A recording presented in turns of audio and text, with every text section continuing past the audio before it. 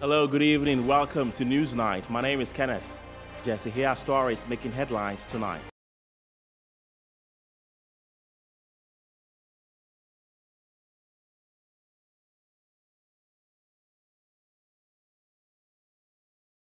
Speaker of Parliament directs Parliament's Defence and Interior Committee to investigate circumstances under which police personnel fired tear gas at protesting students of the Kumasi Islamic SHS on Monday. Foreign Affairs Minister Shelley Ayoko-Botwe dispels claims that the Ghana card can be used as a traveling document in place of a passport.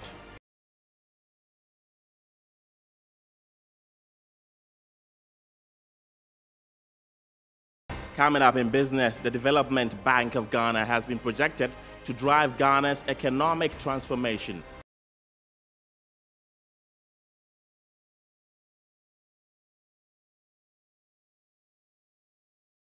And later, we'll take you to Brazil, where protesters in that country are demanding justice for missing journalists and indigenous experts. We have details of these and many other stories coming up shortly.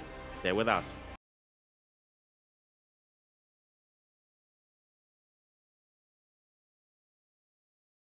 Thanks for joining us tonight. Now, some executives of the Concerned Teachers Association of Ghana have condemned the action by personnel of the Ashanti Regional Police Command who were deployed to the Islamic Senior High School on Monday during the protest. Mr. Speaker, I'm calling on this House that as a matter of urgency, I remember very well the last 2 weeks, you made several referrals to the Defense and Interior Committee on some of the brutalities from Wa to Kranza and what have you, that we should add this to the Defense and Interior Committee. And because this has just happened, I want to believe that they will have fresh information and be able to do public hearing on this matter. Mr. Speaker, if police will go into a school campus, knowing that these students are unarmed, some of these students are as young as 12. Their lungs are not well developed. And they will look into the crowd and fire tear gas and live ammunition. Mr. Speaker, it was only by His grace that we didn't lose any student. And I think that this lack of professionalism from the police, or some of the police, or those police who went there, Mr. Speaker, should not just be left to the police administration to deal with. We as a House must be seen to be proactive. Mr. Speaker, as you may know, people are gradually losing confidence in what we do even as members of Parliament. Visit the police, let them know that we are awaiting their report. And then after the report, we are entitled to take further action. We will also have to visit the scene, particularly to sympathize with the injured students, the head, or is it a mistress, a headmistress, or a tutor of the school, see their conditions, and then come to report back to the House whilst we await the outcome of the investigation by the police. I think that will be the way to go. So I will direct the Committee on Defense and Interior to take this matter up and report to us by early next week. In other words, I'm saying that the committee members should visit the police, starting from the IGP to the Regional Police Command and the school in question, the hospitals, and see the injured students, and then report back to the House with your kind permission by Tuesday. So the story that went by came from Parliament, where the Speaker of the House, Alban Bagbin, has directed Parliament's Defence and Interior Committee to investigate the circumstances under which police personnel fired tear gas at protesting students of the Islamic Senior High School in Kumasi on Monday. The Speaker's directive follows a statement by Minority Chief Whip Muntaka Mubarak, who expressed worry over recent acts of brutalities by the police. Will still stay in the House because the Member of Parliament for Tamale Central, Mohammed Ibrahim Mutala, says the police has no justification for the action meted out to the students. He's demanding punitive action against all police personnel who were dispatched to the school to quell the protest. At Opokuwari or Yasantua, can they do that? They should tell us why they did what they did. They should tell us why they did what they did. How many heads? They need to do more. How many heads? Who instructed them to do that? How many police officers were involved in that act? All of them ought to be dealt with. And in fact, it is not just about asking them to, interdicting them. Deal with them. All the instances I mentioned, they interdicted them and nothing happened. Absolutely nothing happened. What is the guarantee that this one will not be one of the usual statements of interdiction? I call this get off my back action. So that let's do that. Let people think that we are going to take action, when in actual fact in the house of our heart, we are not going to take any action. And I think that it is the same thing that is going to happen. It is just becoming 2 minutes. It is completely unacceptable, to be very honest with you.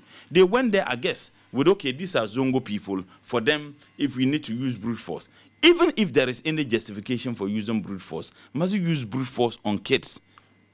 And I asked those police officers who did that. When they went home that night, how did they feel looking at the faces of their kids? How did they feel? Were they able to eat and sleep with their kids when other kids were struggling to survive at the hospitals? Let's take you to the Supreme Court, where the Apex Court, by a unanimous decision, has dismissed a review application brought before it by the embattled Asin North MP, James Jachikwason. The MP in his application was seeking a review of a decision that barred him from holding himself as such. The 9-member panel upheld the earlier ruling of the Apex Court barring James Jachikwason from holding himself as Member of Parliament. In their unanimous decision, the judges dismissed the application on grounds that the application did not meet the threshold for the court to exercise its discretion in his favour. In his application, the Member of Parliament for Asin North, James Jachikwason, is seeking a review of the restraining orders against him from holding himself as a legislator after a suit challenging his dual citizenship status by Michael Ankoma Nimfa in an interlocutory injunction against him. While the applicant's lawyer, Chachu Chikata, argued to the defense of the application as filed by his client, Frank Davis opposed the application, praying the court to strike out the application, arguing it lacks merit. Representation must be done legally, and as far as the Cape Coast High Court decision so holds, he did not qualify, and therefore it is the law. He sought to be a member of parliament, to pass laws for you and I to obey, to go by, and he should have done better. So you cannot just get up and say that you represent a constituency.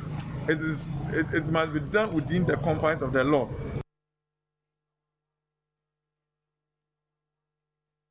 Let's bring you more stories tonight as some residents of Lolonyo, a suburb of Bung in the Upper Menya Krobo municipality in the eastern region, have expressed mixed reaction over the decision to install prepaid meters in their vicinity. A contingent of about 50 military personnel were on Tuesday deployed to the area to assist the ECG to install the prepaid meters there. While some residents believe that the prepaid meters will serve them well, others are of the view that they will spend more. They say the exercise ought to have started from Somanya and Odumase Krobo, where there has been massive opposition. We are not happy. Why?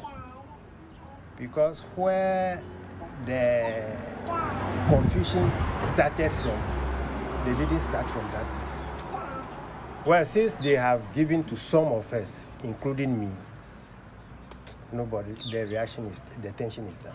A contingent of 50 military personnel from the 49th Field Engineers Regiment has been deployed to provide technical support during the ongoing installation exercise at Krobo. The Tema Regional Public Relations Officer for the ECG, Sechiwa Mensah, urged residents to comply. I believe we are all law-abiding citizens. We need to be careful. We need to go about our things as normally as possible. We are not saying that we are coming to force anybody, or because of the presence of the military people, we are going to force anybody to accept the meters. No. However, the other twist is, if any customer decides that they do not want to accept the prepaid meters, we'll disconnect the customer. We'll disconnect from the pool. and per ECG's working policies. If we disconnect you and on your own you decide to reconnect, that is an offense. So we'll take you through our normal policies when it comes to a customer self-reconnected after ECG has disconnected. Earlier, some divisional chiefs of the Krobo land issued a statement to express their displeasure about the prepaid meter installation exercise. Let's talk politics tonight, as out of the total number of 50 aspirants that picked their nomination forms to contest for the New Patriotic Party's national executive positions, a total of 23 candidates have so far filed the nomination forms. 27 aspirants are expected to pick their nomination to register their readiness to contest for the various positions. Since the ruling New Patriotic Party opened the filing of nomination for its prospective aspirants for the upcoming national executive elections, 23 aspirants have so far filed their nomination forms. At exactly 9:30 Tuesday, June 14, 2022, 4 aspirants with their teaming supporters thronged the party headquarters to file their nomination forms. The aspirants were taken through the necessary process, the election officers of the party, to ensure all the documents have been endorsed. Some aspirants who are vying for the various positions were very optimistic of winning their position. I am bringing something that has not happened in this country before, and that is somebody who have serious parliamentary background, serious public administration. You don't have public administration, you don't have serious parliamentary background, you have no business in picking the form. People who actually have the power is the grassroots. So we need to convince them that there's hope. There is everything to do with them helping us to succeed. That is what it is. So the grassroots are so important in the scheme of things. The next person to file his nomination form was the incumbent deputy women organizer, who is vying for the national women organizer position. She was also taken through the necessary process with the election officers. Delegates, you know, I'm already say, I'm with you 2 minutes, mammy. Essence say, I'm winning me, Juma said, yes, it's here. Madame Brassier, and I'm the year Jumano. The Jumano, she a form. A Jumana will form your book of polling stations. I'm a Yetimiaba constituency level, and I the Abba region, the Abba national. Abano Susu Yantuno national, and a Yantono region, Yantono, Yatuno polling station level to one neighbor cop Aqua Yejumano. I'm a 2024. Yetumi Ayaday. I break 8, and Wintina Ajias, I would like to say it. May you meet say me pese, Mijina. The youth organizer hopeful, Prince Kamal Groomer, arrived at the party headquarters with enthusiastic party supporters cheering him on. He is hoping to be elected as the party's youth organizer after defeat in the last national executive elections by the party. With my policies of empowering the youth of our great party, I think I started tall to make sure that we break the 8. Yes, sure. We cannot break the 8 without our youth not be empowered. This great party youth gave this party 2020 election. 70% of the victory of the NPP came from the youth. And I want the youth. I'm the favorite of the youth. Yes. Everybody here came out of love. Yes. Nobody was called here, was forced to be here. They came here by their numbers to support the team PKG, to break the 8. News 9 returns after the break.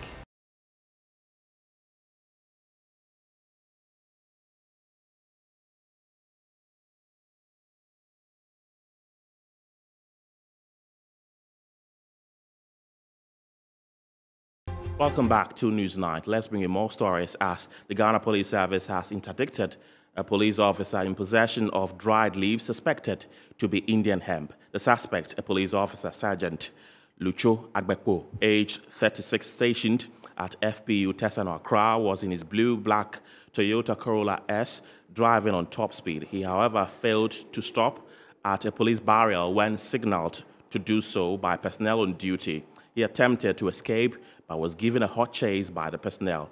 On reaching a section of the road on Pevu Mountain, he got involved in an accident and had a fracture on his left hand. The suspected 84 parcels of compressed dried leaf were found in his car boot. However, he was rushed to the Peki Government Hospital for treatment and currently responding to treatment.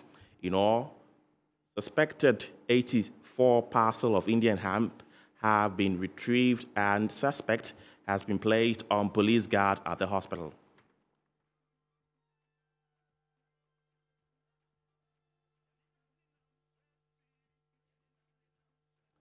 Now, workers of Mawako restaurants say they'll be forced to join the pool of unemployed Ghanaians if their facility is not opened for work. They appealed to the FDA to hasten with investigations and reopening the restaurants as they work to ensure compliance. My colleague Zoe Anita Ode visited the La Branch and has more. It all began with a post on Twitter from one Edward Elohim about a stomach complication he encountered after consuming food from Mawako fast food. Following these complaints, the FDA began an investigation into the incident and shut down the East Legon branch and 2 others. Upon investigation, the FDA discovered that food served at 3 branches of Mawako fast food were heavily contaminated. The regulatory authority in a statement also cited poor storage practices and improper handling of food at the fast food, which led to food poisoning. Metro News' visit to the La Branch of Mawako showed the facility was still under lock and key. A notice read, "This establishment is temporarily closed pursuant to Section 1231 of Public Health Act 2012, Acts 851. Food is not to be served from and by any establishment until this notice is removed by FDA." Some staff members and customers were worried about job losses should the restaurants be permanently shut down. All branches of Mawako Food Limited were shut down by the Food and Drugs Authority some few weeks ago after some customers complained of falling ill after eating from the restaurant in the East Legon branch. However, the Food and Drugs Authority indicated that upon investigations, they had to shut down the restaurant because they believe that the food and drinks of the restaurant were contaminated. I'm at the Labadi branch of Mawako to find out if truly it has been locked and also to speak to some Ghanaians on the need for it to be locked or should it be open. It is not good because that's my working place. Because there's no work in Ghana here. We are suffering now. As they close Mawako now, I was suffering around doing Wakada, and it's not good affair. We should consider we the citizens so that we can get work and help ourselves. But now they close Mawako, we are suffering for the world. I am a mobile money vendor here. The closure of Mawako has slowed down my business. If Mawako should be opened, customers will also withdraw money from me. Some of the workers too have children to take care of, so it should be opened.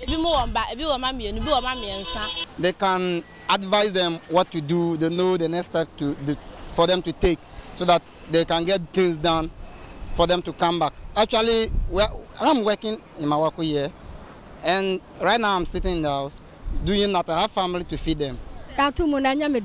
Yes, it has been closed, but I'm not happy. The Bible even says, "A hand that does not labor shall not eat." This is a mistake on the part of Mawako. Meanwhile, management of Mawako restaurants have denied claims by the Food and Drugs Authority that 3 of the branches served contaminated food to their customers.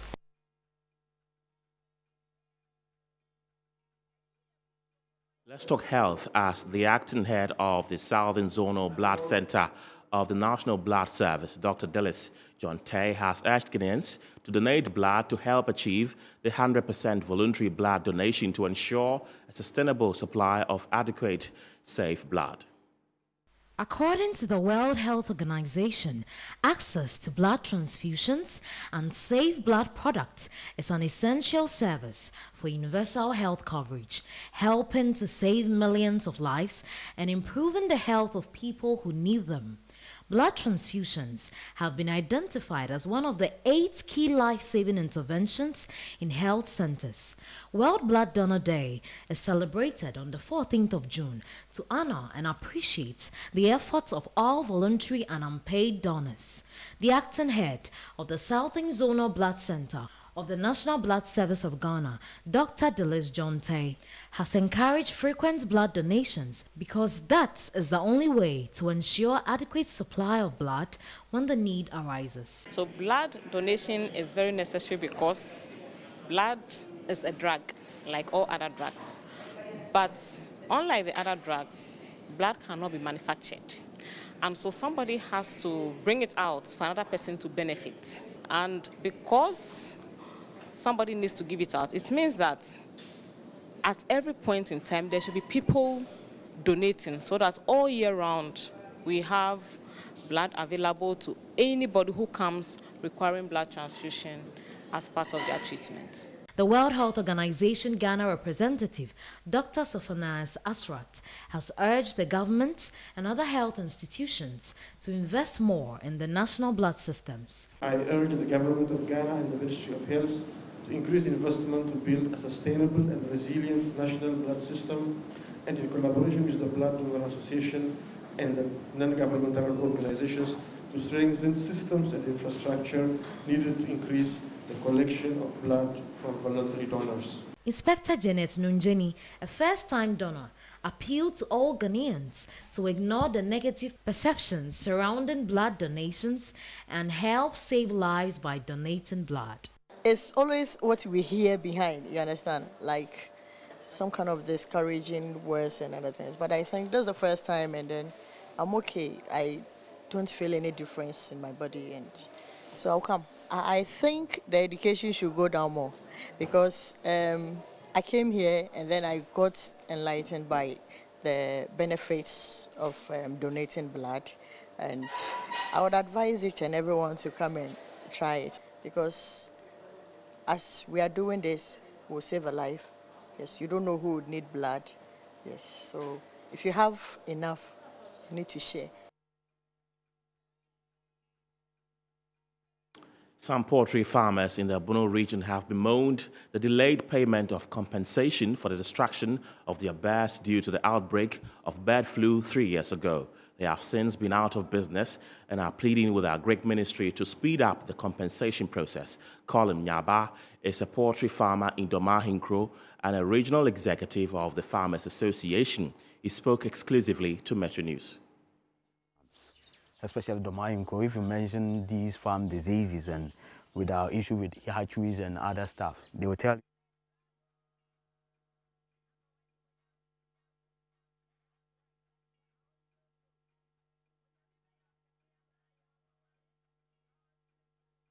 Right. We apologize for that poor video there. Now, farmers in the Ahafo region have appealed to government to provide them fertilizers to help improve their yields and in return expand their farms. They made this appeal when the sector minister paid a working visit to the region. Very obvious. I mean, you heard the questions and the answers. The food is there. There's no doubt about it. There's no shortage of food. It's just transporting from the farm gate to Accra, Kumasi, with a huge increase in transport cost, which is because of the trebling of the price of petrol. So that one is beyond the Ministry of Food and Agriculture. We have the food, and the chief of GOSO confirmed that. And then when we went to the discussions, it's so obvious that food prices have not, in the producing areas, have gone up by just maybe 5%. The rest of it, and that 5% is a reflection of the cost of production. That if you are using chemicals, fertilizer, weedicides, and the prices have trebled, obviously the cost of your product should go up. So that one is obvious. But the major item which is causing the high cost of food in the urban areas, it is transportation from the farm gate to the markets in the urban centers. So it's been confirmed to us from the observations, from the data we've seen today, the discussions we have with farmers and the traders and so on. That is the case.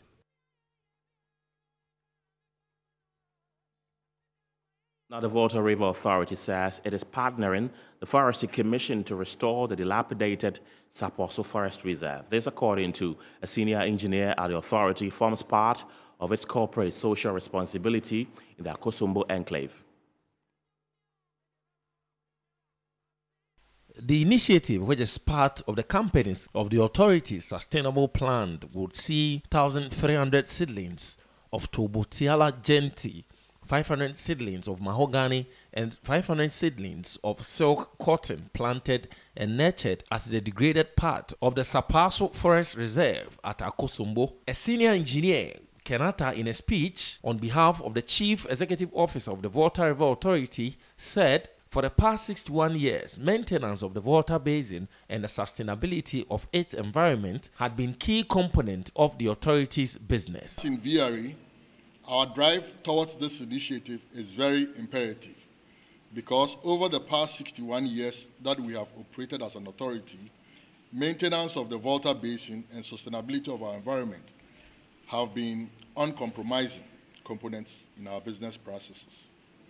I must say that VRA is happy to continue to partner the government of Ghana to affirm its enviable role as a champion of the Greening Ghana agenda, as we desire to give a real long-term solution to the restoration of degraded landscape in the country, especially within our operational environment. He stated that continuous depletion of forest vegetation through human activities were of great concern and called on the public to support a government initiative aimed at planting and nurturing 20 million seedlings this year. As a responsible corporate citizen, planted 600 trees to support the initiative. The 600 is significant as it symbolized the celebration of our 60th anniversary last year. I have been told by our Director Environment and Sustainable Department that only 85 seedlings did not survive. And even then, these have been replaced during the year's planting season.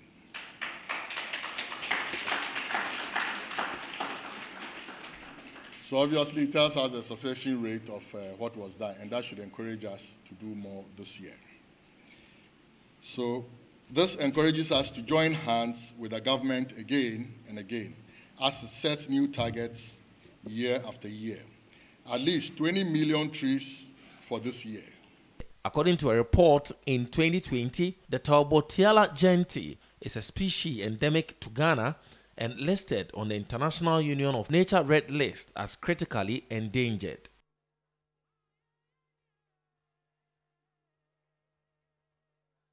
Now, the World Health Organization will convene an emergency committee meeting next week, Thursday, to assess whether the monkeypox outbreak represents a public health emergency of international concern. WHO Director General Tedros Ghebreyesus announced earlier today. I think it's now clear that there is an unusual situation, meaning even the virus is behaving unusually from how it used to behave in the past. But not only that, it's also affecting more and more countries. And we believe that it needs also some coordinated response because of the geographic spread. This is Newsline on Metro Television. We return from the break with the latest in business. Stay with us.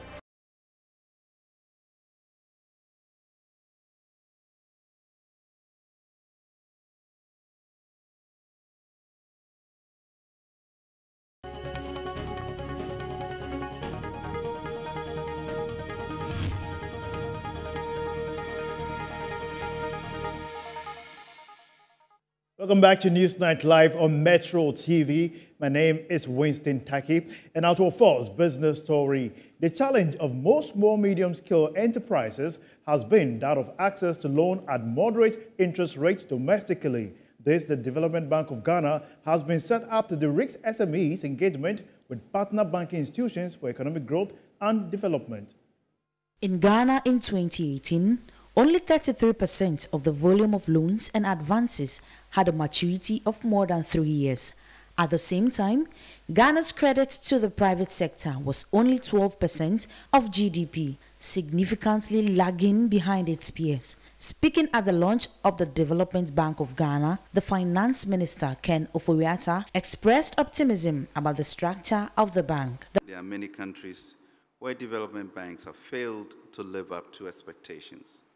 In setting up DBG, we looked at all these experiences, including our experiences in Ghana, and it is clear to us that the big differentiator for success is the governance of the institutions and the professionalism with which they are run. So in setting up DBG, we took a lot of effort, patience, and time to make sure we get this right.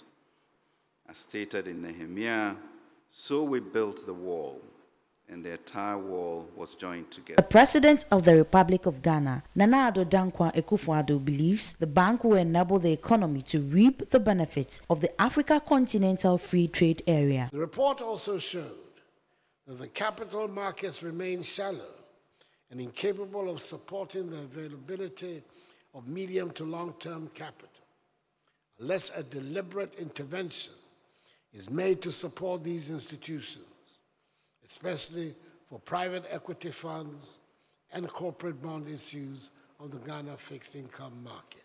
The government expects the Development Bank Ghana to use its strong financial position to support the growth of private sector companies, to help create high-quality jobs, and enable Ghana's private sector to compete more favorably within the framework of the African Continental Free Trade. The CEO of the Development Bank, Kwamina Duka, added that a pragmatic approach in dealing with SME financing is the way to go. We're conscious of the catalytic role that we have to play. DBG must support our people and businesses that form the core of our economy, and providing access to long-term funding that is currently not available. We have an enormous task ahead of us, one that I and the DBG team take as a sacred task. We want to do it different. It's our priority, it's our responsibility to ensure this is the core of everything DBG does.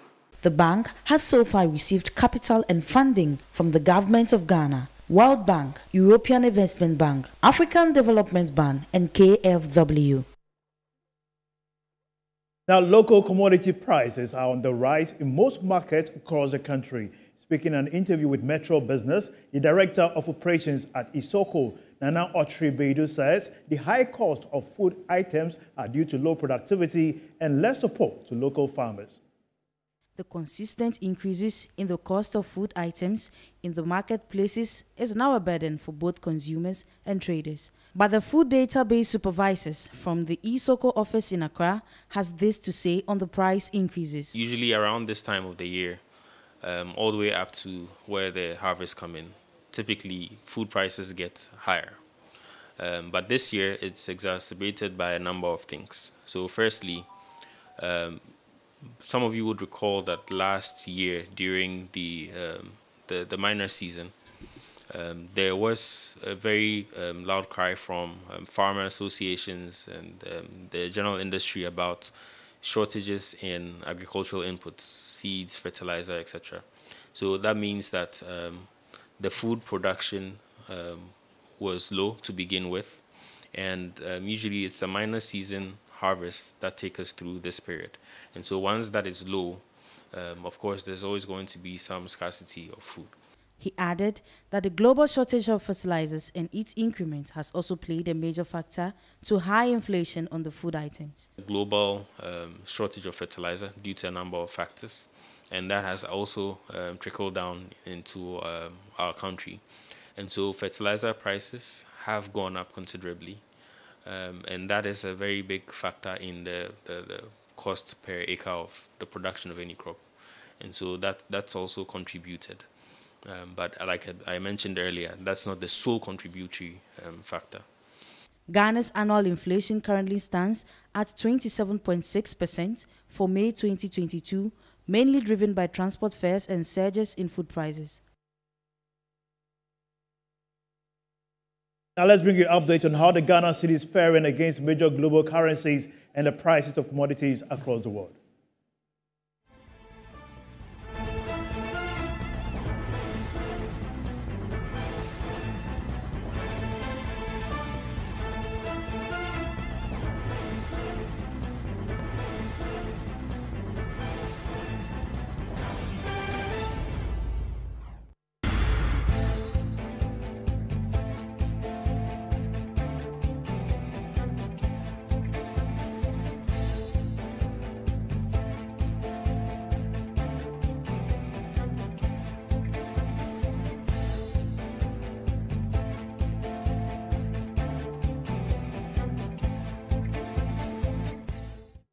That'll be all for business here on Newsnight. My name is Winston Taki. We'll be back with sports with Phil Junkote. Stay tuned.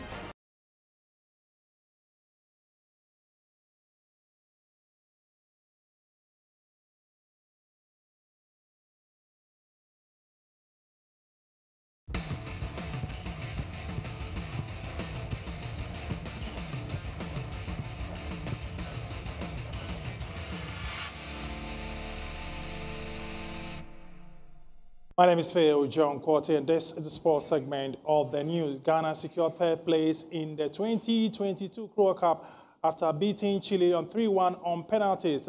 Otuado is in charge of the Black Stars, says that there are a lot of takeaways from the championship.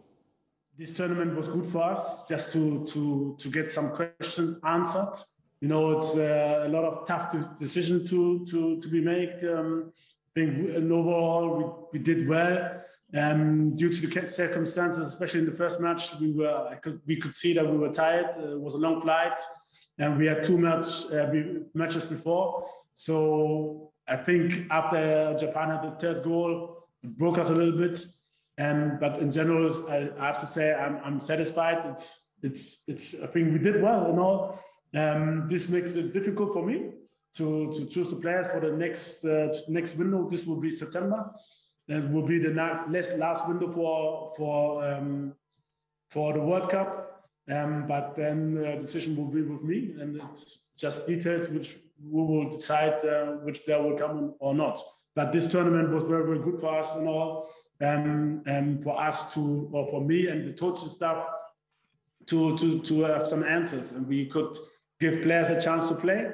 So players which didn't play so much before also had to play and could show what they can. This was very important because surely nobody could play all 4 games. Well, that's your sports. My name is Phil Junkote. As usual, bringing you entertainment. She'll be focusing on Jete Annan, a.k.a. Pusha. Right, Johnny, thank you very much. It's time for entertainment news.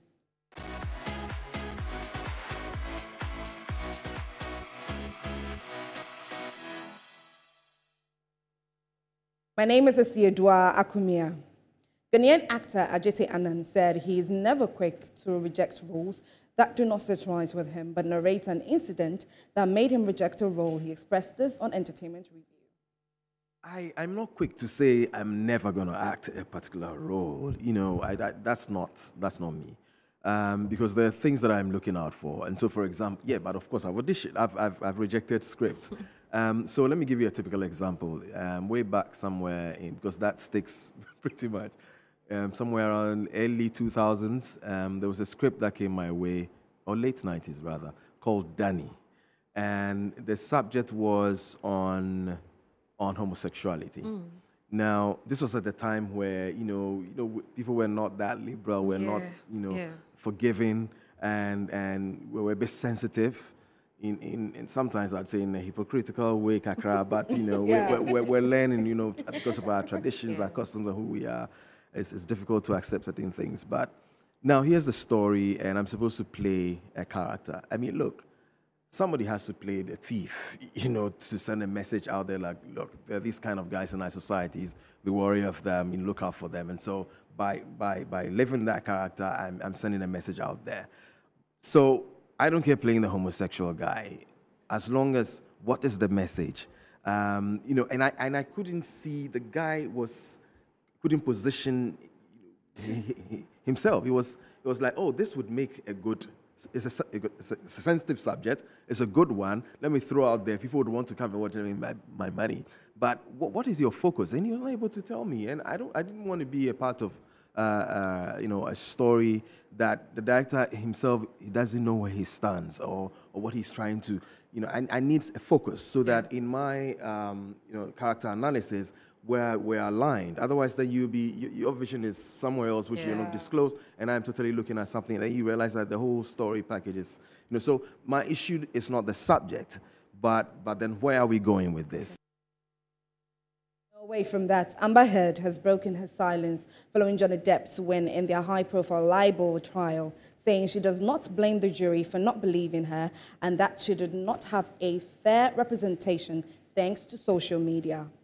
The actress sat down with journalist Savannah Guthrie from NBC News, which released a preview clip from the wide-ranging interview on Monday ahead of the full piece being aired in 2 parts on Tuesday and Wednesday. Heard, 36, criticized the role social media played in the case and detailed what she described as hate and vitriol targeted at her online. She said, "I don't care what one thinks about me or what judgments you want to make about what happened in the privacy of my own home and my marriage behind closed doors. I don't presume the average person should know those things, and so I don't take it personally. But even somebody who is sure I am deserving of all this hate and vitriol, even if you think that I am lying, you still couldn't look me in the eye and tell me that you think on social media there's been a fair representation.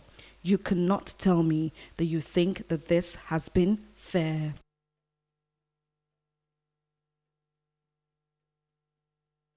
But that's it for entertainment news. My name is Asiedua Akumia. Kenneth? Thank you very much, Asiedua. Now, news just coming in indicates that the police has just released a statement in connection to the police officer who was arrested for possessing Indian hemp, and portions of the statement read that the police administration has promoted 2 officers, Inspector Azuma Komla Justice and number 52543 Felix Diame, for their role in effecting the arrest of number 45638 Sergeant Lucho Agbeko, a police officer stationed at the formed police unit in Accra. It continues by saying that the police retrieved 84 parcels of compressed dried leaves suspected to be Indian hemp from his car, and it says that the suspect will be put before court as soon as possible if he's discharged from hospital. International news is next.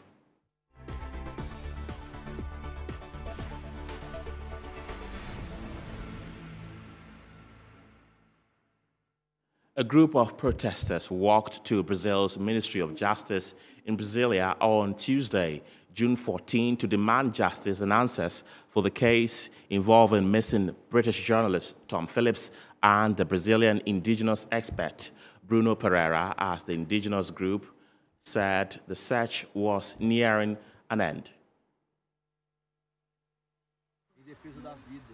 Vida dos povos indígenas, em defesa do meio ambiente e querendo justiça por nossos amigos. Eles estão desaparecidos ainda, a gente quer respostas. That's it for now, but before we go, a look again at our top stories.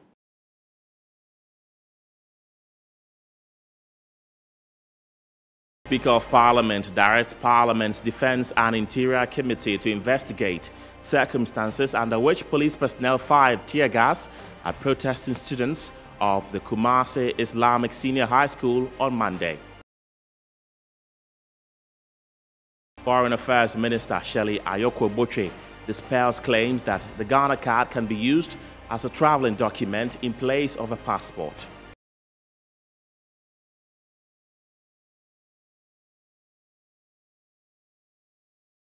The Development Bank of Ghana has been projected to drive Ghana's economic transformation.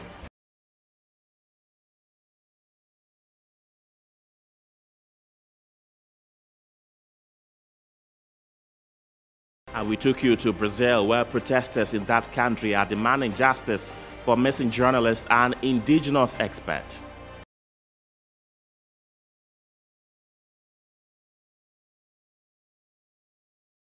My name is Kenneth. Jesse, have a good night.